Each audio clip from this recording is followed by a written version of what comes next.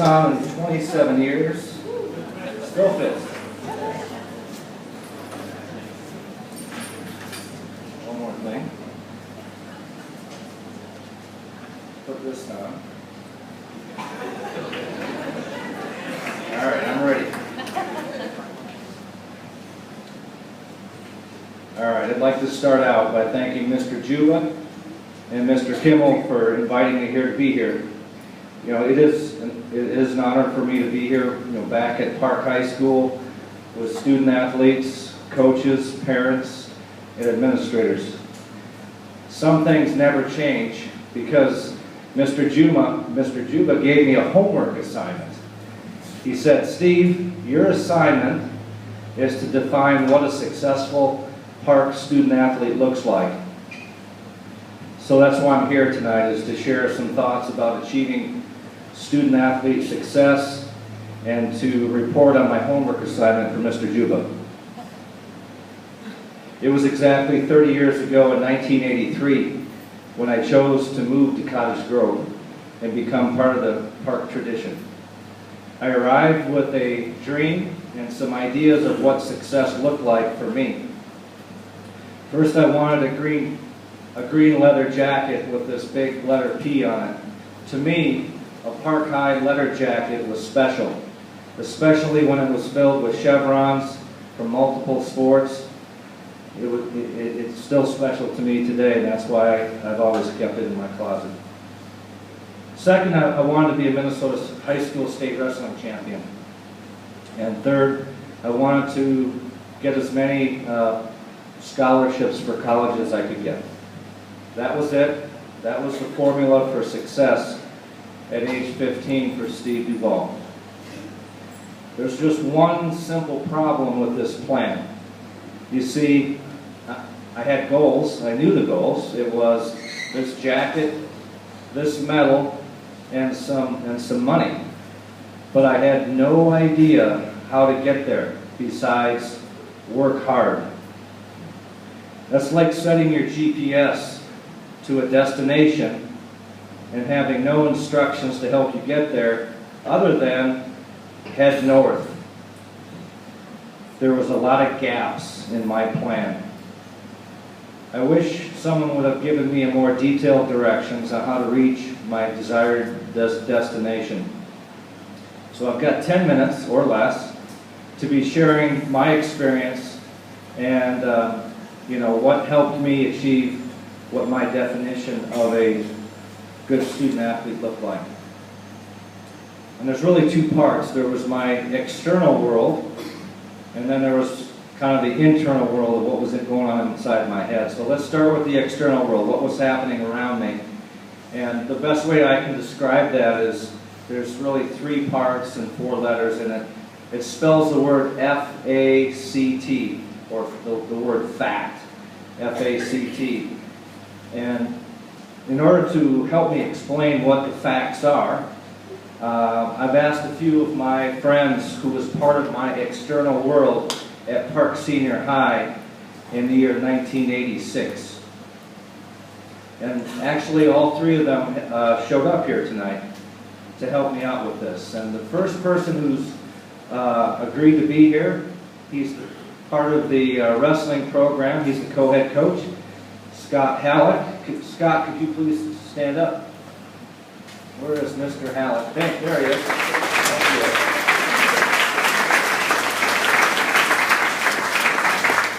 you. You see, Scott is here helping me share the letter F. And F stands for the words friends and fellow athletes. Because on your sports teams, you have friends. And sometimes we invest in those friends and sometimes we don't. I'm here to encourage you to invest in those fellow friends on your teams, because when you do invest in your teammates, you make a lifelong bond. And Scott was my high school teammate in wrestling from 1983 to 1986.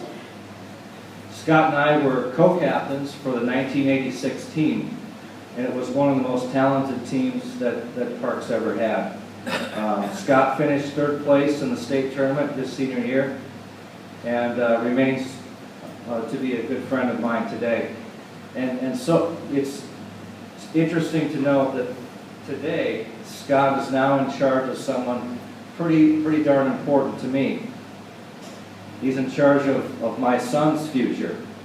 My son is Daniel, and he's a sophomore wrestler here at Park, and Scott is his coach. So all the more reason to invest in my good friend Scott Halleck. So Scott, thanks for being here tonight. The next person in line to represent the letter A. So we got F, and now we got A. John Hampy, could you stand up for me, please? John, thanks for being here.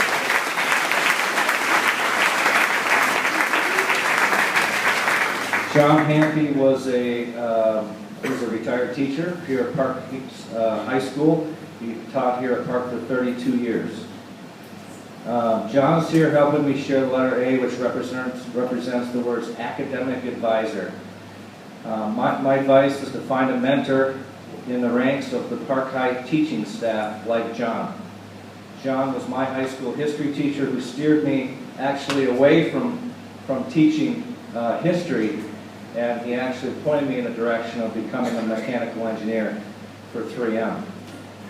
My job at 3M has allowed me to live on the East Coast, the West Coast, in Europe, and travel all over the world. And my job is my passion, which when you spend as much time at work as I do, it's important to like what you do. So I'm indebted to John for helping me steer me in the right direction. And John and I have remained friends over the years. In fact, while I lived in France, he visited me and we walked the beaches of Normandy together. Almost a history lesson, basically walking right through a history lesson. So it's been a pleasure to have John in my life over the last 30 years. And then finally, the last two letters of the word fact is CT. And Bill Hickman, will you stand up, please? Bill, thanks for being here.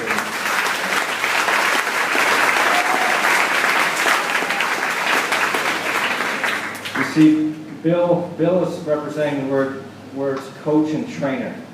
And so my advice is to seek out a coach and trainer like Bill Hickman. He taught me my training habits, which can be applied to all aspects of my life.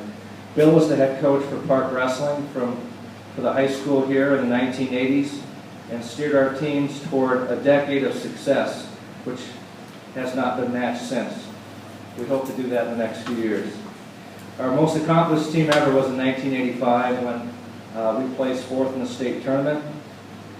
And some of Bill Hickman's philosophies still I carry with me today, such as hard work develops heart, practice with a purpose, compete to win, not to lose, be a dreamer, don't limit yourself. Fatigue makes a coward out of all of us, and leaders lead by example and do the right thing. Interesting to note, Bill still follows the wrestling team as a family, as a fan, and as a volunteer coach. In fact, Bill and I worked together in November of 2012. We put on a clinic for the Park wrestlers that are wrestling today to explain what the wrestling teams of the 1980s, what made them so dominant. So let me move. Well, first of all, again, I want to make a final acknowledgement to Scott, John, and Bill for being here tonight, because I'm certain that without help as a friend, Scott, an academic advisor, John, and without the coach that you were, Bill, that my success as a student athlete would never have happened. So find yourself a friend, an advisor who can help you with your academics, and a good coach. And they are all here in this Park staff, and you just need to invest. So again, thanks for being here to help me out with that. So I'm going to finish up. I've got 5 minutes left. Oh, that was my external world. Those folks that you just saw, we built relationships together with those folks and made a lot of things possible. But there's also a part that the student athlete also has to invest, and that's some of the things that's in their mind. And for me, internally, I want to tell you a true story about what was going on in my head. And it's something I really haven't talked about yet. It was that hard work part. And this story is how I translated hard work in my own personal success. I want to be up front though. You know, this is not necessarily going to make you the most popular kid in school, and it's not going to necessarily mean that you're going to have an easy time in the 4 years that you're here at Park either. But what these were tough choices to make, and these choices were game changing. However, they altered my life, and they helped me, you know, not only be a state champion during those days here at Park, but they've helped me for many years outside the walls of Park Senior High. So, first of all, this is the story part. First of all, I came from a divorced family, and I had a mom and a dad with very different philosophies on parenting, and I was actually living in Wisconsin at the time. I was a freshman, and I looked ahead at the next 3 years, and I said, and I was actually in a kind of a bad state, and I said, I know that my father is kind of a military style of parent. He was actually very strict, and he held a strong set of rules that he enforced. His expectations of me sometimes felt a little bit unbearable, but his expectations are what made me, you know, reach higher and really to strive to be better than I could have been without his constant reinforcing of trying to raise the bar. So while living with my dad, the other thing I had was a priority list. And in this priority list, I wrote my priority list on a piece of paper in a journal, and there were 4 things on that list. Number 1, it was God. Number 2 was family. Number 3 was school. And number 4 was wrestling. Those were written in a Sharpie, very dark ink, and it was put on the mirror, and I looked at that every day. There was a number 5 priority, but that was always written in pencil, because it changed from time to time, and there frankly wasn't a lot of time left for number 5. But I can say that one of the things that got written in pencil was dating my wife Michelle, who is here with me tonight somewhere. And Michelle got written in at number 5, and she's still stuck with me. So thank you, Michelle. Lastly, I asked myself one simple question before I ate something and before I went out for the evening. Will this make me a better athlete or student? I constantly ask myself that, and be careful with that one, because I remember when I went to prom my senior year, I asked myself that question, and when my date and I arrived back home at 10 o'clock at night, she was not very happy about that. But honestly, I want to wrap this up, and I want to let you know that you know, I still use these kind of hard work strategies today, and they've served me very, very well. So have some fun with that. And by the way, even though you have a priority list, and even though you ask yourself some tough questions day in and day out, and even though you're following all the rules for a strict parent, there's a lot of fun that you've got ahead of you at Park Senior High. So in conclusion, Mr. Juba, I'm trying to hit that 10-minute mark. Number 1, wear the Park High leather jacket and choose to be part of the Wolfpack pride. Park has a great tradition which values student athletes.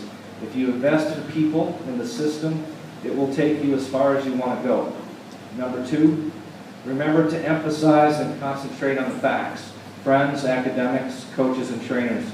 Invest in those relationships of the teammates, teachers, and coaches that you have. In the end, this is what truly lasts and makes a difference in your life and allows you to become everything that you were meant to be.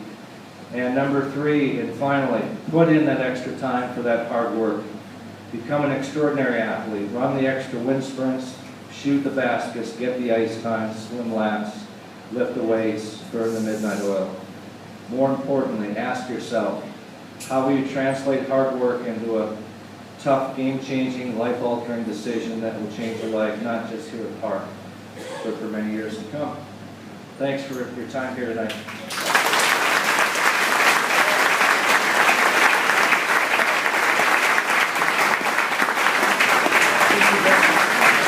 Thank you very much, Steve. We really appreciate it. Again, Steve's got, I think, that very unique perspective. Park High grad, he's a Park High parent, and again, with his volunteer work with the wrestling program as a coach too, so thank you very much.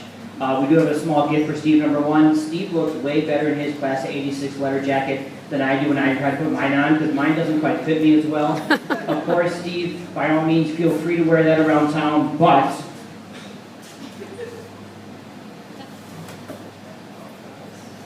we do have an updated Park Wolfpack jacket for him, so if he doesn't want to wear the letter jacket, he can wear this around town too. Thanks so much for speaking to us.